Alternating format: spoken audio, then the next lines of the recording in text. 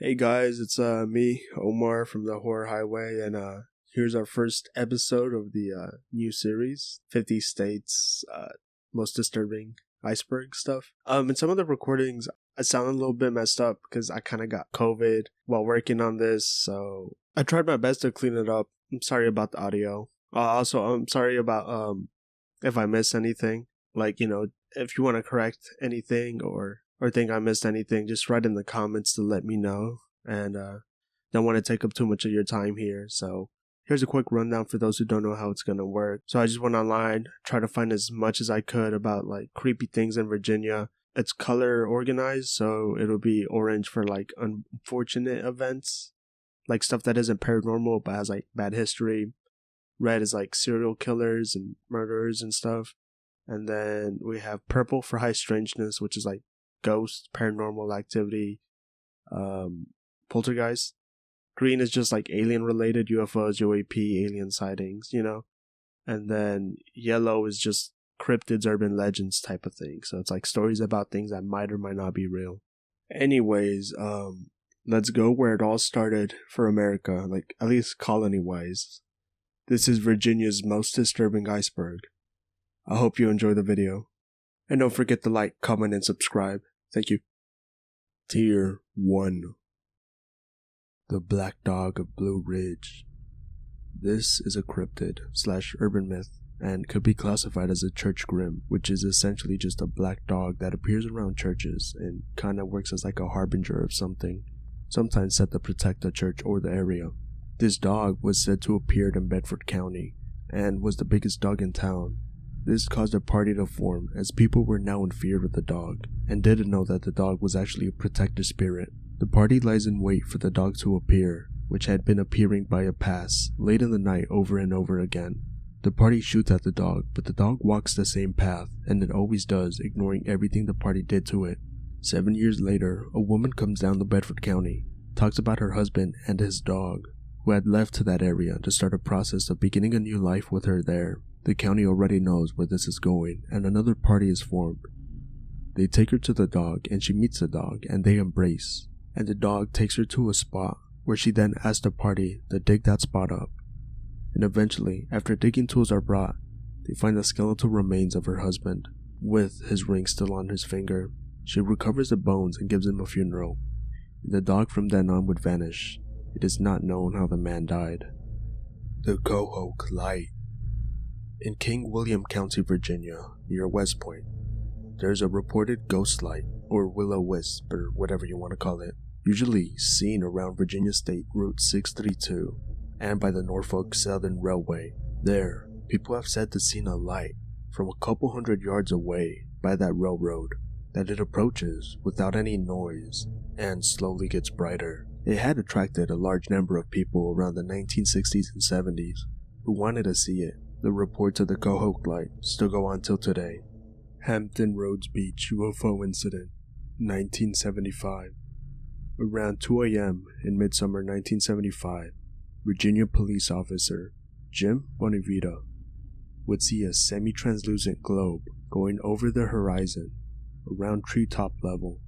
It was about 5, and they were crescent-shaped objects moving in formation just a little bit over the water. Then, what he saw after were 4 Navy fighters coming by, trying to chase the objects. At least that's what Bonavita believes. The UFOs would travel to the ocean front and seemingly just disappear, with the jets not seeming to be able to keep up. Bonavita claims that the jets were armed. A quote from him says, "They had Sidewinder missiles. You don't fly armed jets over a populated area unless it's a national security." You Kent Chickahminy Swamp Monster. This story is told from the perspective of someone called Miss Woodson. While tending to her land near the swamp, Woodson said she heard a noise similar to that of a bleeding lamb. Fearing that a lamb had ventured into the swamp and had gotten itself stuck, she went to retrieve it, but what she witnessed was not a lamb. Instead, just a few yards from her, she saw a creature coming toward her.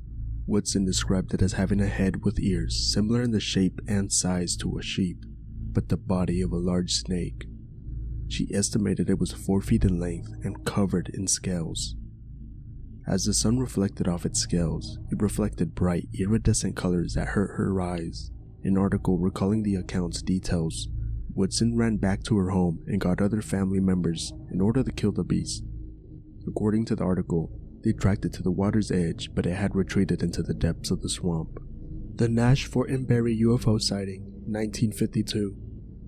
On July 14, 1952, on a very clear night with very little cloud coverage, flying over Chesapeake Bay, approaching Norfolk, Virginia, a pilot and co-pilot, William B. Nash and William H. Fortenberry, would see a red light appear out of nowhere. Upon closer inspection, they saw 6 bright objects streaking towards them extremely fast and well below them. They were very obvious because of how bright they were, brighter than any of the lights below them. They noticed that the aerial phenomena was approaching them in an echelon formation and was closing in extremely fast. The position the aerial phenomena had taken would slowly change as they got closer to the plane, and soon after, 2 more would appear under the plane, joining the 6 to make 8. But slowly, the light started to fade. The pilots say this happened at about 8:12, and in total lasted for about 12 seconds. The Cantham white humanoid.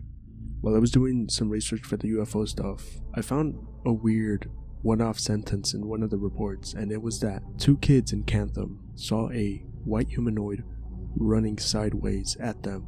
Now, that was all I could find about it, but I thought it was really interesting, so I thought I'd add it because you don't really hear about people running sideways, so I thought that was cool. Boxwood Inn, Newport. Said to be haunted by a ghost who mainly lives in the attic, given the name Nanny Curtis. The story goes, when the new owners bought the house and saved it from being demolished, the haunting was then first noticed. When the person restoring the house broke a nail in the house and claimed out loud that they could use an emery board, then shortly after, found a clean nail file. Next, she claimed jokingly that she could really use $100, and soon felt something under her foot. It was a gold tooth that she supposedly pawned for $100. The Pittyslvania County sightings. A resident of Pittsylvania, Lisa Jones, tells of a time in the 1990s where she saw a UAP at night in the woods off Route 41 near an old farmhouse she would constantly frequent. While she was there with her boyfriend, they would see an unidentified aircraft hover above there for 2 to 3 minutes. But that's not the only encounter in the area. UFO researcher Barry Copeland would also have an encounter at Smith Mountain Lake, very nearby to Pittsylvania. Copeland would say that it was about 80 feet in the air, 200 feet away from the cottage he was staying at by the lake. He would say he saw a red light outside his window, and that's what caught his eye. He would simply describe it as a regular metal aircraft, very similar to a drone. Those are just a couple of the Pittsylvania sightings during the 90s. Tier 2. Bigfoot, aka the Sasquatch. This, at minimum 7 foot standing, black, brown, or brown reddish haired animal, very similar to an ape but standing upright with 2 massive pair of feet, is widely known throughout the US, and, according to the Bigfoot Research Organization, has at least 86 sightings in Virginia, said to dominate the southern part of the state. Here are a couple of tales. In Bedford County, fall of 2015, a woman called 911 because she claimed she saw a giant ape-like thing carrying its young, describing the baby that looked like Chewbacca. The woman also claimed that it left footprints, but the police checked and found nothing. On June 2nd, 2006, in Chesterfield County, along US 360, a couple would be driving when they noticed alongside them that a deer seemed to be running. "Wow, look at that deer, keep up with us." When the wife said, "That's not a deer," that's when the husband noticed its long, flowing, white, almost silver hair, how extremely tall and slender the thing was. In total, they only saw it for about 3 seconds, but they didn't get a good look, as it was 9:30 p.m. in the woods. Even till this year, there are reports of hunters stumbling very close to a Bigfoot before it just disappears. 1964 Fisherville UFO landing. Horace Burns would be driving on Route 250 going towards Fisherville. On that day, December 21st, 1964, he would witness a UFO. Burns got out of the car and watched the craft, which he described as an upside-down spinning toy top, and was about 120 feet wide and about 90 feet high. Burns claimed to have seen a bluish glow from under the object, but he couldn't see any doors, windows, landing gear, or people inside. After about 60 to 90 seconds, the craft made a whooshing sound and flew straight up. Burns later told his wife, but decided to keep his sighting quiet, until he saw a report by the WSVA a few days later about a UFO club at Eastern Mennonite College. Then he decided to share his story.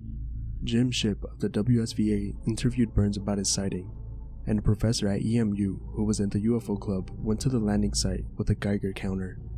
He reportedly picked up readings of over 60,000 counts per minute, and the sightings were reported in Project Blue Book at Wright-Patterson Air Force Base.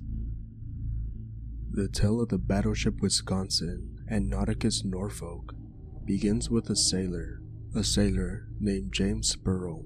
Now, it is said that the story takes place in 1946, the year after the war is over, and the Wisconsin's coming back to Norfolk after the worldwide tour during World War II. The haunted part of the story begins with James Spurrell, a young crew member who was finally reunited with his wife Flora and their 5-year-old son. But during the reunion, they somehow got separated, with everyone else on board trying to get off. It is said that he spent the entire day looking for them on board, but could never find them ever again. That he died on the battleship a broken man, riding on the ship for whatever reason they're still on board.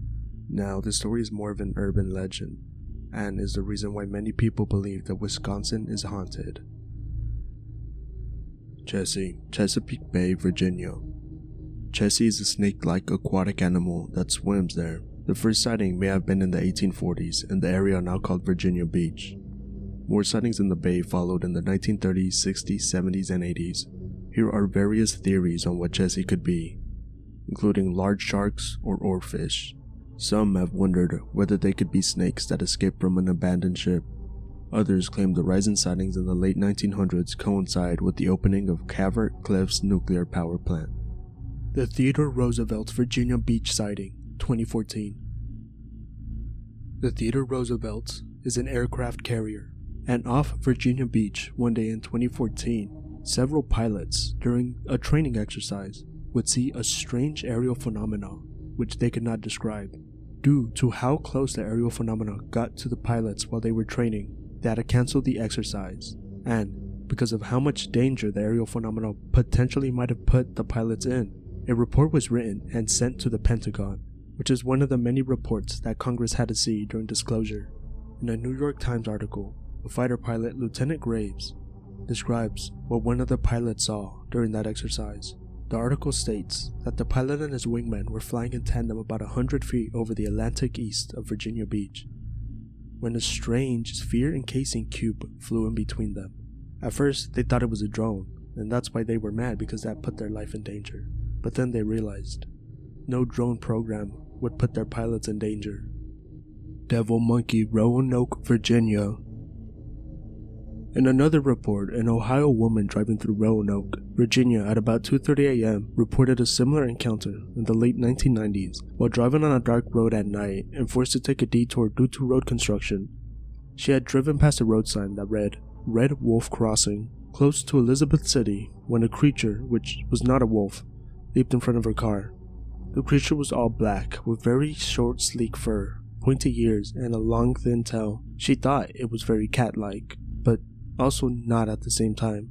The creature was extremely tall, standing around 6 feet, with an extremely thin torso, very monkey-like. The woman would later check with the U.S. Game and Wildlife Department, who told her there were no black wolves in the area, and that she might have just seen a feral dog. She doesn't believe this though, because she said that the creature leaped more than 18 feet to get across the road, and obviously no dog can do that. Wythevllie, Virginia Flap, October 7th, 1987.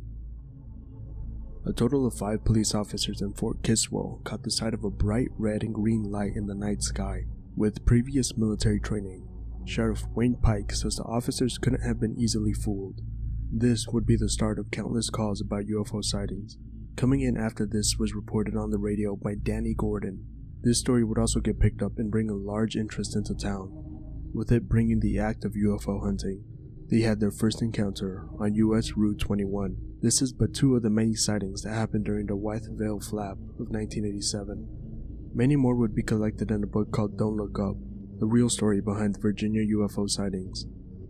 And some were even on an episode of Unsolved Mysteries, the original Robert Stack episodes. It's Season 4, Episode 18. Tier 3. Swannanoa Palace, Hampton, Virginia. 2 ghost teams with TV shows went there and concluded it was haunted, built by an extremely rich person who would unfortunately pass away, and then only 2 years later his wife would die as well. Eventually it landed in the hands of Walter Bowman Russell, who turned it into a university of science and philosophy.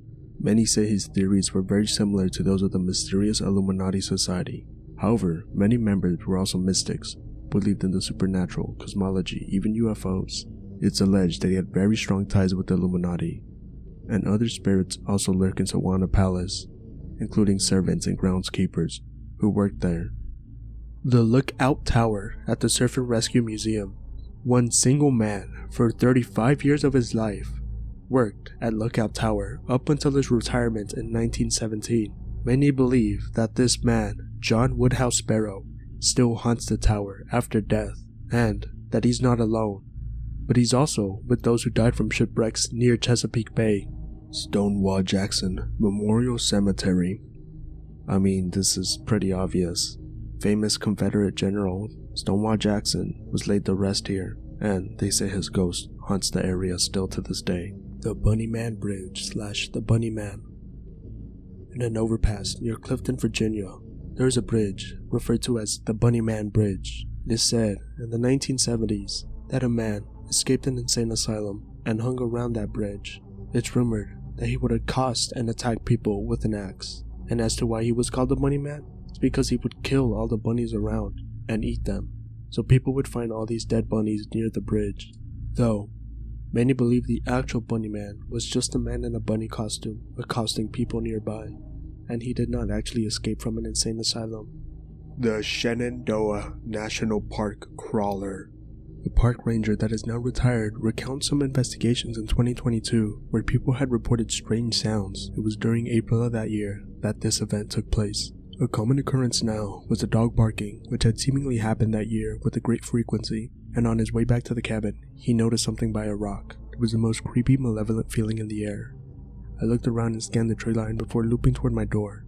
I scanned the area from my left to right and from my fire pit to the table. About 20 feet behind the table, I saw a naked, extremely pale, almost gray figure. There was this big boulder behind it, so it was kind of blending in and not easy to see. If I hadn't purposely been scanning the area, I wouldn't have noticed it. The thing had this humanoid quality to it and was very lanky and standing still. It was directly facing me. Then our eyes met and I felt my heart drop. I just went cold. I probably only stared at it for a few seconds, but it felt like several minutes while my brain was trying to process what I was seeing. It stood between 5 and 6 feet tall, and the shoulders were low and slumped. The blood was frail and thin. It was crouched down on all fours. I couldn't make out any details of the face beyond its large black eyes, but its mouth seemed to be open and making strange clicking sounds. It's hard to describe. The ranger would proceed to try to take a photo of said creature, but would unfortunately startle it. Instead, he would wait in his cabin with a shotgun in hand in fear of the thing attacking him. After a while of nothing, he called back up to try to hunt the thing down with some co-workers. Nothing would come of it. There's also another story of an EMT seeing a similar thing on the road. The ghost of the University of Virginia. Being founded in 1819 by former President Thomas Jefferson, there is bound to be many hauntings here, such as the Alderman Library, where there is a ghost supposedly called Dr. Bennett Wood Green, who every day and night dusts the books that he used to own when he lived. Let's not forget the ghost that Edgar Allan Poe wrote about. Edgar Allan Poe went to UVA. At 13 West Range in room 13, Poe wrote, "O thou timid one, don't let thy form slumber within these unhallowed walls, for herein lies the ghost of an awful crime." Poe etched this into a window pane on that room. Many believe it's because he did really see a ghost here. And let's not forget the University of Virginia Cemetery and Columbarium. Purchased in 1825, having been in use since the 1700s. Now, the university wasn't allowed to use human bodies during the 19th century to study anatomy and how to perform autopsies. So, they had to get bodies from some other place, and by that, I really mean they just got it from the black market. But it is believed that many of the bodies that they got from the black market came from that cemetery. Coast Artillery Road. Near the Fort Story, a military base that was in use during World War I and World War II. Many believe it to be haunted because of this. It said to harbor the spirits of the dead, not just from that military base, but also the fact that Virginia beaches were very dangerous in the past. Some say that you could often see a ghost appear in the road and then disappear into the surrounding wetlands. The Richmond Vampire, aka Hollywood Vampire. It is mentioned in a student newspaper called the Commonwealth Times in 1976. An urban legend that states there was a vampire that was ran out of England, and now it resides in the mausoleum of W.W. Poole in the Hollywood Cemetery. Rumors tie the mausoleum to the vampire because of strange esoteric symbols and other elements, such as Egyptian letters and Masonic paintings. A collapse of the church hill was combined into the myth in 2001. The new myth states that the tunneling in 1925 is actually where the vampire came from and not England, and that the cave-in woke up the evil, and that the tunnelers had actually found the creature there, and it then awoke and escaped towards the James River with some of the tunnelers in pursuit. But first, of course, it had attacked one of the tunnelers. Or maybe it was just a firefighter who managed to survive the tunnel collapse and in shock ran away from the other men. Who knows? First Landing State Park. It's said that the feared Edward J. Teach, aka Blackbeard, hid his treasure among the Chesapeake Bay, and it was well known to pirates as a great hiding place. When Blackbeard died, the rumor of his ghost coming back to hunt the area, due to it being the site of his lost treasure, would be given life, and that's kinda why this place is famous. The Bassett Ghost Cars. The Bassett Ghost Cars are a group of supposedly possessed abandoned vehicles in a local junkyard by the town of Bassett, Virginia. According to local legends, when you drive late at night by the old road, you can actually see the headlights turn on of the abandoned cars. And not just that, they would turn on their emergency lights and their brights as well. The lights flicker on and off. The local legend states that if you park your car along the road, you can hear the sounds of slamming car doors and car radios being turned on. Some even believe you could hear the cars racing in the fields. Tier 4. The Peyton Rudolph House in Colonial Williamsburg. The house was built in 1715 by William Robertson. It's said that about 30 people have died in that house over the centuries, from children to adults, and in a grim variety of ways. There were those who have heard the sounds of knocking and children playing coming from inside the house. A guard entered through the shutter doors behind the house one night with his flashlight. He was getting ready to leave. When back up the stairs, he heard a terrible growl. Then he felt something grab his legs and hold his feet down. He couldn't move, and that was when the shutter doors slammed and his flashlight cut off. The guard used the radio to call for help, and the story goes that he wasn't released from the house's grasp until backup had pried the cellar doors open. The Witch of Pungo. Grace Sherwood was a Virginia woman accused of witchcraft and consorting with the devil on July 10th, 1706, and there's documentation of this. She would be put on trial via ducking, which is when you throw someone in the river, and if they float, they're guilty, and if they drown, they're innocent. She was bound and thrown into Lynnhaven River. Grace would float, and soon after she was taken out of the river. They found 2 supposed witch markings on her. Funnily enough, all she got was prison time, and she was let out by 1714, where she even managed to reclaim her land. The people from Salem really should have just tried this ducking thing. Maybe they wouldn't have killed so many people. The Raven Mocker, also known as a Kolonaialiski, is a Cherokee legend about a shape-shifting witch/evil death spirit, usually preying on those who are on death's door, whether it be due to age, sickness, or some other mean. It brutally devours the victim's heart, consuming their blood and internal organs. This is how it's said to keep its life going. The Raven Mocker does not have a specific look. It is a trickster. It could be either male or female. It could look however it wants. It could be any age it wants to be. But one thing for sure is that the Raven Mocker looks like a demon. The Raven Mocker is said to have an insane hunger that almost is never quenched. One of the more important things about this cryptid is in its namesake, Raven Mocker. It is said, like a raven, that the cryptid can fly. Now, that means it's not specifically located in just Virginia, but seeing as Virginia was Cherokee land, I figured I'd put it here. 949 Florida Avenue, 1962. This story is about a man who used to live in Virginia, and while on September 1962 for several days in the seaside city of Portsmouth, that man, who at the time was a boy, was seemingly being antagonized by a poltergeist, and him and his family wasn't the only one to witness it. Several neighbors and even a news reporter went to the house and witnessed the events. Books being thrown around, cans of tobacco being thrown onto the ground, salt and pepper shakers being thrown everywhere. The boy lived with his grandma and grandpa, and it said that the grandpa did not sleep for 2 days because of how bad it was. To this day, Cleveland Tony Harmon claims that these events were real.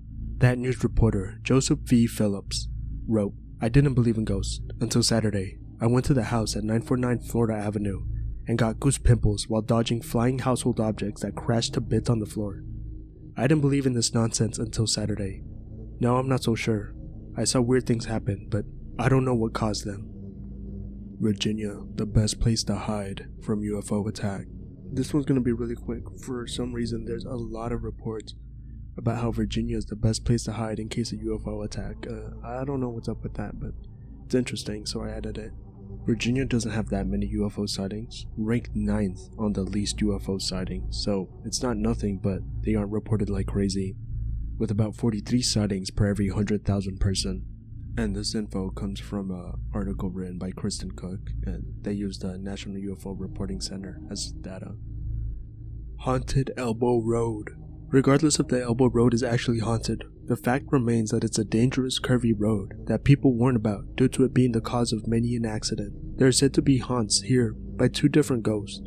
One of a little girl who supposedly drowned in a neighboring lake. The urban myth says she leaves a track of muddy footprints. The other haunt is said to be that of Miss Wobble. Whether she actually existed or is just an urban legend is up in the air, but the urban legend goes that you can see her walking down the road covered in blood and bruises, as well as a house that is said to be hers that from afar seems to be experiencing a poltergeist.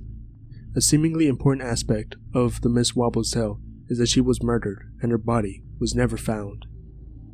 Princess Anne Country Club. On the Virginia beach, there seems to be a lot of hauntings, but it is said the Princess Anne Country Club is the most haunted. Yes, even giving the Ferry Plantation house a run for its money. It is said that a gang of men ghosts haunt this place and try to scare people off the property.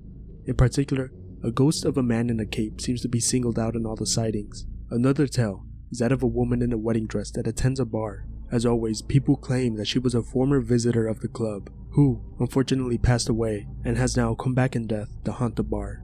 Adam Thorogood House. The house first started being built in 1719. That makes it one of the earliest still standing landmarks in Virginia because of the said history of the house, which wasn't actually built by Adam Thorogood, but by his grandson Argyle. People say the house is haunted, from poltergeist-like activity like lamps being moved, to a red-haired woman and man in a brown suit appearing to people employed on this historical site. Also, this place is near the Ferrywood Plantation. Crawford Road, Yorktown, Virginia. The road is said to have many haunts. One is a strange phenomenon in where while driving under the Crawford Bridge, dubbed the Crybaby Bridge, it said while under the bridge, if you play a CD, it'll burn a sound onto the CD of a loud screech. And it goes without saying that the loud screech plays from your speakers. Another story is that of an unhappy wife who hung herself from the bridge in her wedding dress, and witnesses say they see her in her dress walking off the bridge to this day. Another rumor is that the bridge was a meeting place for the KKK, and that the ghosts of many victims of hate crimes committed by the group still haunt that area. Another thing about the bridge, or the ghosts are said to cause accidents on the bridge. And lastly, a strange closed-off building by the road past the woods. The house seems to be haunted with strange red eyes watching people as they go nearby, and weird apparitions appearing on those who go in the building, accompanied with haunting noises. Tier 5. The Ghost of Ferry Plantation. This plantation is said to be seriously haunted by many a ghost, one of which is the aforementioned Witch of Pungo, Grace Sherwood, as the ducking was near this plantation. There's even a festival for her on the grounds. The plantation house was built in the 1600s and named after the fact that it would serve as a stop for a ferry. There once was an accident with a ship causing a wreck near the house on January 1st, 1811. On Ferry's Landing near Cape Henry, a shipwreck that would cause loss of lives, and it's said that those that died still haunt the plantation. Another popular ghost is Sally Rebecca Walk, who had a fiancé that died and she was waiting for his return and has supposedly been seen multiple times. There are in total an estimated 11 ghosts, including a slave, a dead soldier, and of course, a lady in white. St. Albans Sanatorium. Originally built as an all-boys school, it would later be reopened in 1916 as a psychiatric infirmary. And this is where most of the history that still haunts this place begins. It should go without saying that any sanatorium built in the early 1900s was not a nice place to be. Whether it be giving patients lobotomies and electroshock therapy, it's very clear to say that there was a lot of unfortunate human suffering being caused to those that lived in the sanatorium. The living conditions were harsh, and the patient size grew, and the staff size remained the same, small. In comparison, there was definitely neglect occurring. It's said that the victims of St. Albans now haunt the area, and some even claim it to be the most haunted place on the East Coast. The Cavalier Hotel. When it comes to hauntings, hotels always pop up, and for a good reason. They are always a site of unfortunate accidents. The Cavalier Hotel is no exception, with the creator of Coors Brewing Company said to have died here by falling out of a window. Whether it was intentional or not is not known. Others even say he may have been pushed. Many report him haunting the grounds, while others report a black cat. But what makes this phantom cat special is that it's sometimes accompanied by a little phantom girl who supposedly died trying to save that cat after it fell in some water. Both her and the cat passed away. Strangely, the waters nearby brought another spirit to the hotel, as some reports of a soldier in uniform are reported.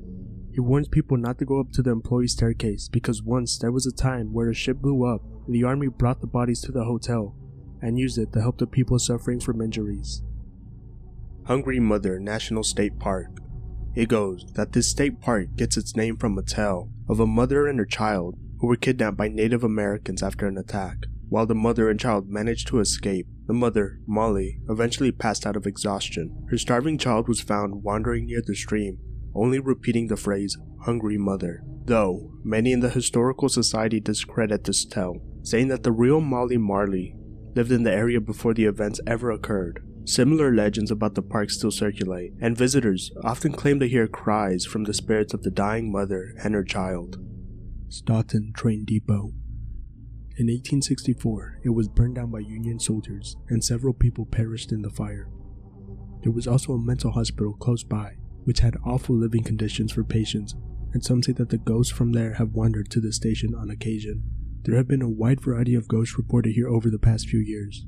Among them, there has been a little girl killed in a train accident, a Confederate soldier, several older mental patients, and a number of people believed to have died when the station was destroyed by a train derailment in 1890. Major Graham Mansion, Wythevllie County. It is said in 1786, two slaves, Bob and Sam, had enough of their owner, so they got an axe and killed him. They would shortly be caught and be hung on the property. It is said that the spirits still haunt the property, and they are apparently blamed for all the strange things that happen in the mansion now. Tier 6. Fort Magruder, Hotel Williamsburg.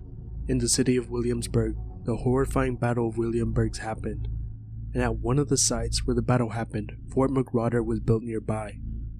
It would be 10 hours of battle before the Union would run off rebels and declare a victory over Williamsburg, and after the battle, bodies would cover the town, all covered in mud and half buried. During construction to add more parking spots to the left side of the hotel, construction workers stumbled upon skulls, bones, and artifacts from the battle.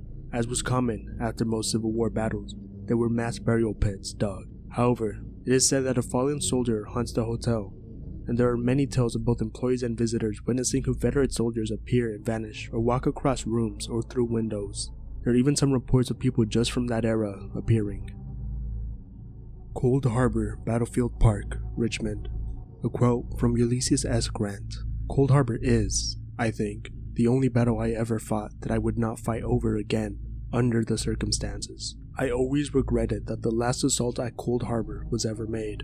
You could only imagine how horrifying the battlefield was. Not just that, but 2 years before the Battle of Williamsburg occurred nearby, there was another battle, the Battle of Gaines Mills. This place is seriously haunted by so much bloody conflict, and it is said that that bloody conflict has left its remains as ghosts that still haunt the area. Edgewood Plantation. The site of the first Thanksgiving.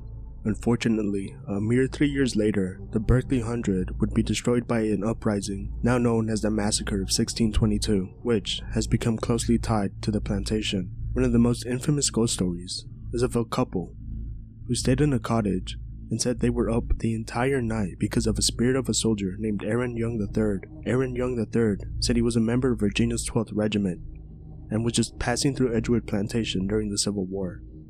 It is said that he is but one of the many Civil War ghosts that still haunt the place. The Martha Washington Inn and Spa.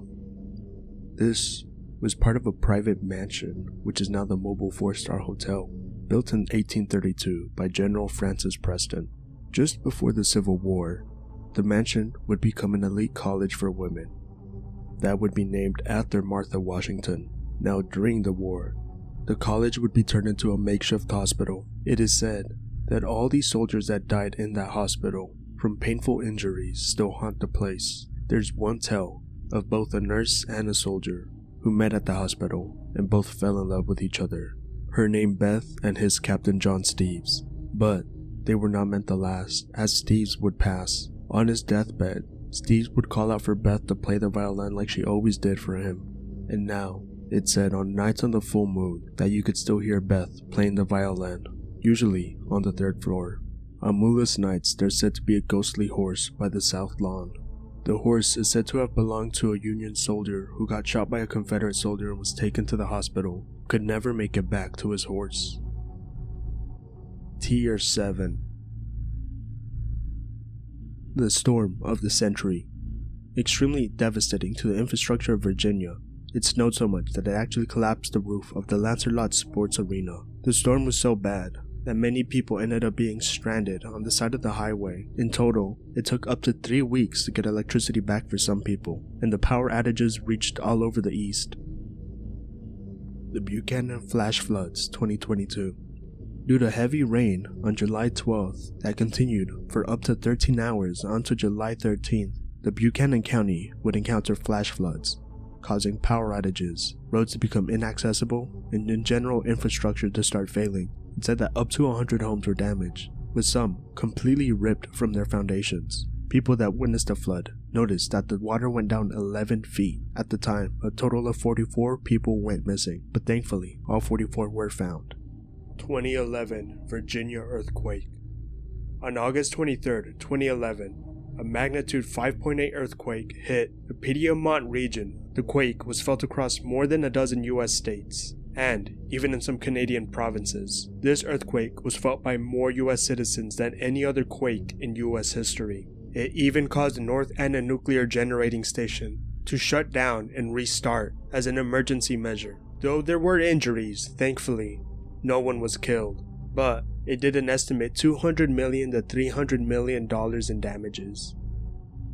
Tier 8.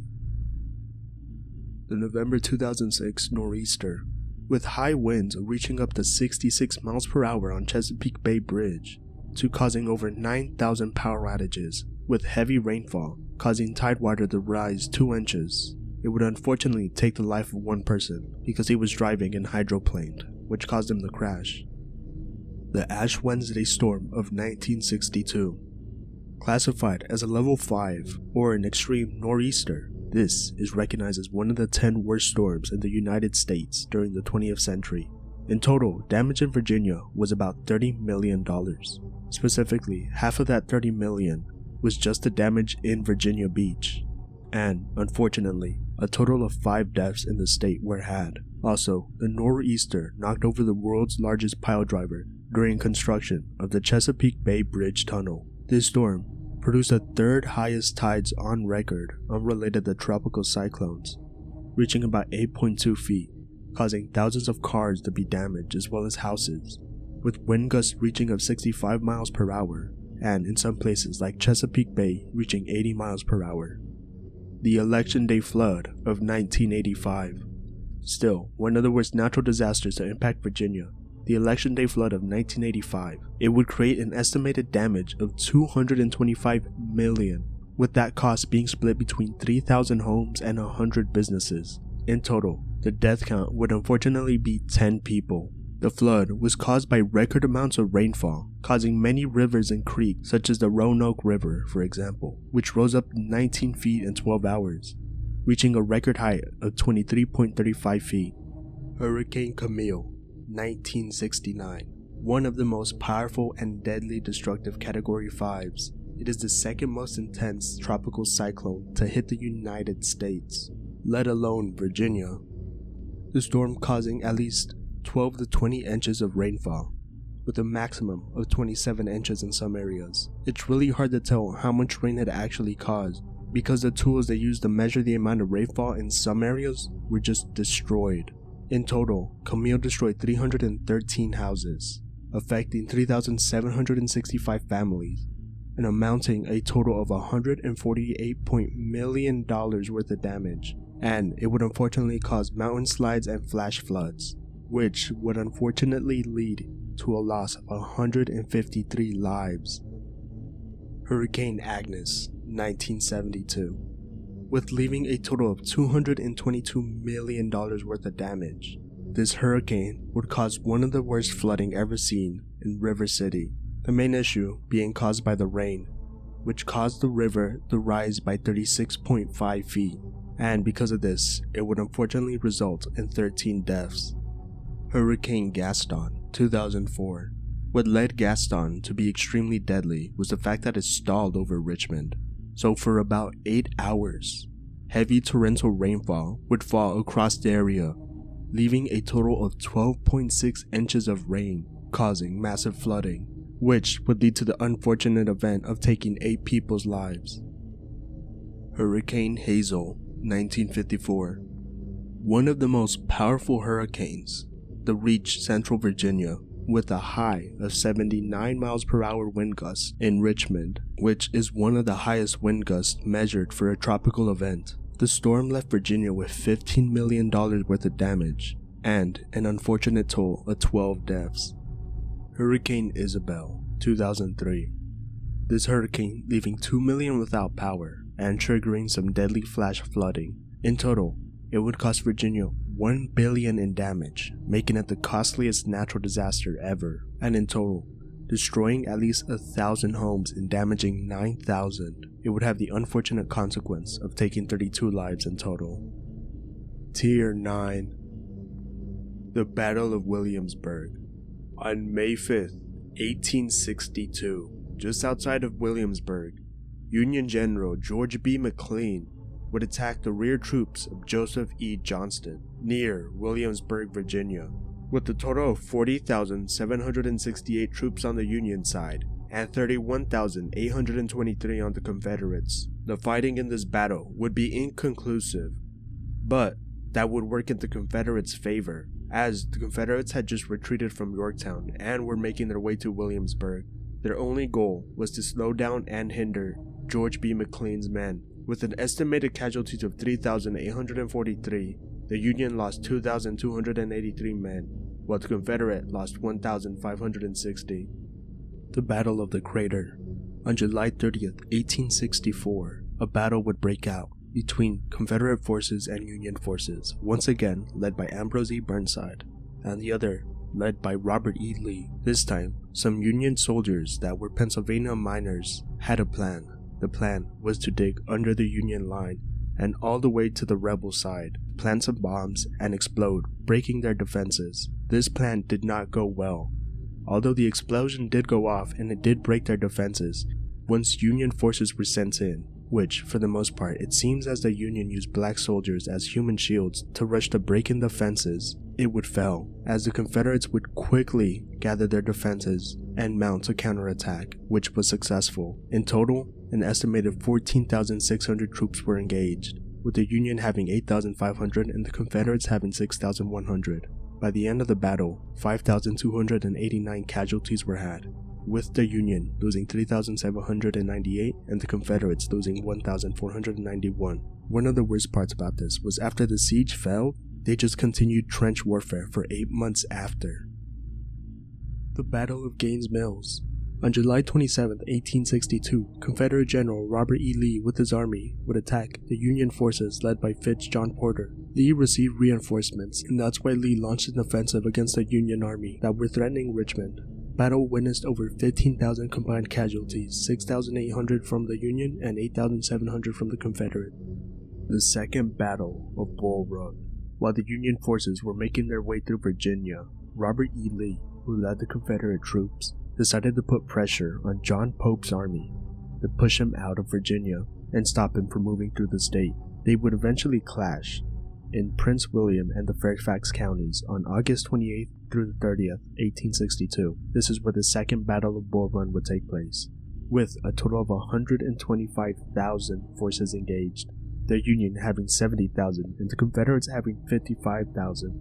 It would be a Confederate victory, as constant pressure from the Confederate forces had led John Pope's army in a disadvantaged position, and with low troop morale, the estimated casualties were 21,849, with the Union having 14,462 and the Confederates having 7,387.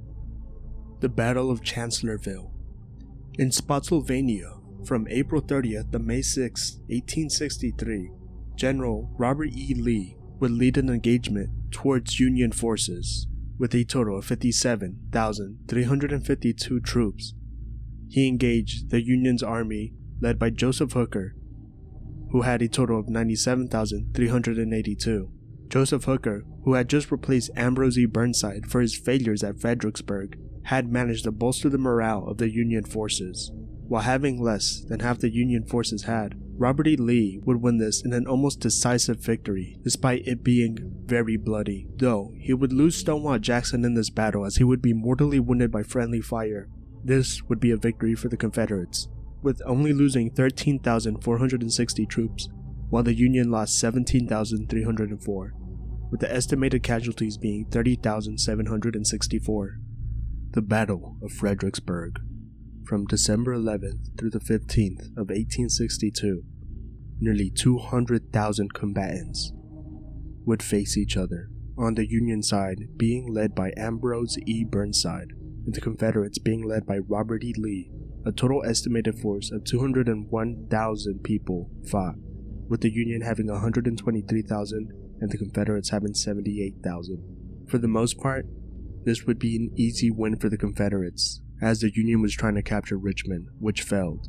So in the end, they just had to retreat. In total, an estimated 18,500 casualties were had on this battlefield, with the Union suffering 12,500 and the Confederates suffering 6,000. Battle of the Wilderness. The Battle of the Wilderness is a strange one, just solely for the reason that the battle was mainly inconclusive. The Union forces led by Ulysses S. Grant would engage the Confederate forces in the Confederate capital of Richmond, with a total of 101,895 forces, and the Confederate forces, again led by Robert E. Lee, only totaling 61,025. It would be 2 days of combat, from May 5th through the 7th of 1864. But, in the end, no ground was gained, while the Confederates lost an estimated 13,000, with the total estimated casualties of 29,800. The Battle of Spotsylvania Courthouse was a battle that lasted over 12 days. Once again, the Union forces led by Ulysses S. Grant, which totaled 100,000, against Robert E. Lee, whose army totaled 52,000. This is another battle that's considered inconclusive, but most would say that Grant had the victory here, as the point of this battle was to push and weaken the Confederate army in Richmond, and this is what it did. In general, this battle is seen as one of the driving forces that would later lead to the siege at Petersburg, and would eventually lead to Lee surrendering his army in April 1865. In total, 152,000 troops engaged, with an estimated casualty of 30,000. The Union lost 18,399, while the Confederates lost 12,687. Tier 10. The Black Sisters. Called that because the dresses they wore were in all black.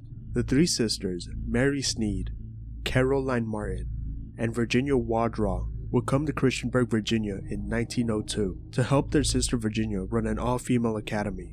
There are some strange circumstances that surround these sisters. Like for one, Mary St. John would be found burned to death in his bed, and just a week before, they had taken out a very large insurance policy on him. And later, Caroline's daughter would have a daughter of her own, but neither were very good at taking care of the child. The baby would soon be found dead due to malnutrition, and then Caroline's daughter would be found drowned in a bathtub just days after. A large insurance policy was taken out on her. After all the deaths surrounding the sisters, and the rumor of an illegitimate child being born at the all-female academy, and that child seemingly just vanishing, all three sisters packed up and left in New Jersey. The police would not let all these strange circumstances go unnoticed though. As they caught up to them, Caroline would be convicted of murder and sentenced to 7 years in a mental hospital, and that's where she would later die. Mary would plead guilty, but didn't actually serve any time, and got off on a technicality, and from that, she fled to Colorado. Virginia would starve herself before she could see a judge, and that's the story of the Black Sisters. The Colonial Parkway Murders. This is what the murders of at least 8 people in Southeast Virginia between 1986 and 1989 are known as. Due to being close to Colonial Parkway, many of the victims seem to be young couples, as Colonial Parkway was kind of known as a lover lanes type of area. At least 3 pairs of victims were known to be a couple. What ties them is that there's no evidence of burglary or sexual assault in these cases, and the killer drove his victim's vehicle away from the sites of the crime. No suspects have ever been publicly identified.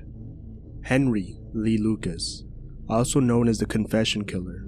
He was born April 23, 1936, and would die March 12, 2001 at the age of 64. I know Henry Lee Lucas was held in a prison in Texas, and that's where he confessed all his crimes. But actually, his first crime ever was in Virginia. It was in Lynchburg, Virginia, on the March of 1951, when he would kidnap a 17-year-old named Laura Everline Brinsley, and she would unfortunately become his first victim. He confessed about the murder 33 years later on February 15, 1984, but would quickly retract it. Unfortunately, Laura Brinsley's body was never found. The 2006 Richmond murder sprees. This was carried out by 2 disgusting monsters, Ricky Javon Gray and Ray Joseph Dandridge. They would attack 2 different families. On January 1st, they would attack a family of 4, the Harvey family. And on January 6th, they would attack the Baskerville Tucker family, a family of 3. Dandridge would get a life sentence without the possibility of parole, while Ricky Javon Gray would be sentenced to death, and his execution was carried out on January 18, 2017 via lethal injection. After being arrested, they would also be linked to 2 different attacks. The first one was Ricky Gray's ex-wife, Treva Gray, which resulted in her death, and another attack, this one on a man called Ryan Carey, which caused him to be in a coma for 2 weeks, and resulted in the loss of the use of his right arm. The shopping cart killer. Anthony Robinson, 35 years old, would savagely take 4 lives. He would do this by arranging meetings with women, usually starting on dating sites, and then asking to meet up at motels, and then upon meeting, he would physically assault the women. He would then take the bodies and hide them using a shopping cart to transport them, and that's how he got his moniker. The Southside Slayer. From 1984 to 1987, Tim Spencer, a 35-year-old resident of Richmond, Virginia, the Southside Strangler would have a total of 5 victims, all women, who he raped and strangled. Each of the crimes were a little bit different, so the police didn't believe they were done by the same person, but copycat killers. And, unfortunately in 1985, they would convict the wrong man for one of the murders. It would only be later, through the first case in Virginia legal history to use DNA fingerprinting, that Timothy Spencer would be convicted of all his crimes, and the person that was wrongfully convicted be exonerated. He would earn a death sentence in 1988 and would be executed on April 27, 1994. The Briley Brothers. Linwood Earl Briley, James Darrell Briley Jr., and Anthony Ray Briley were a trio of siblings that were responsible for a senseless murder and robbery spree that took place in Richmond, Virginia, 1979. While the spree started in 1979, the Briley brothers' first victim was actually in 1971, where they just randomly attacked a 57-year-old neighbor named Orlean Christian. They had shot her with a rifle from his bedroom window. A detective went and managed to figure out that it was Linwood that committed the shooting and got him to confess, but Linwood's lawyer would manage to convince the judge that it was just an accident, and he was just sent to a reform school for 1 year. Now in 1979, the 3 brothers and an accomplice, Duncan Eric Meekins, would begin a violent spree of attacks that would last for 17 months, senselessly attacking and killing the first of their victims, who they tried robbing by forcibly entering their house, which they did, and tying them up and trying to burn them alive, because when Meekins tied them up, he did not tie the rope hard enough, and one of the survivors managed to get loose and free his wife, with a total of 12 victims happening during the spree until they were eventually caught. One of the brothers, Meekins, would enter a plea agreement in order not to get the death penalty, and he was the only one to not get it, as the 2 other brothers, Linwood and James, would be put in death row. Both were executed with the electric chair. Linwood on October 12, 1984, and James on April 18, 1985, while Meekins was given a life sentence plus 80 years. The Route 29 Stalker. Richard Alvanitz was a truly deranged man, first showing his true colors in 1987 in Florida, where he would expose himself to a young child, and when he got caught and sentenced to 3 years probation, it wouldn't be all the way till June 27, 2002, where Richard Alvanitz had finally realized that it was all over after in June 24, 2002, he had kidnapped a young girl, Carol Robinson Chamberlain. The 15-year-old would manage to escape when he fell asleep. After this, he realized it was over, and the police would shortly be coming after him. He would call his sister and confess to most of his crimes. And then, on June 27, 2002, surrounded by police in Sarasota, Florida, he would shoot himself. And further investigation into Richard Alvanitz. 2 different murders would be tied to Richard Alvanitz, one from 1996 and 1997. Both were young girls in Virginia, and even further investigation into Richard Alvanitz would tie him to a body found on September 22, 1996, of a 20-year-old woman, after they found directions to where the body was dropped in Alvanitz's footlocker. There were suspected 2 more killings he did, but like the previously mentioned victim, it's circumstantial evidence. Richard Tipton, Corey Johnson, and James H. Rohn Jr. were all members of a drug gang in Richmond, Virginia.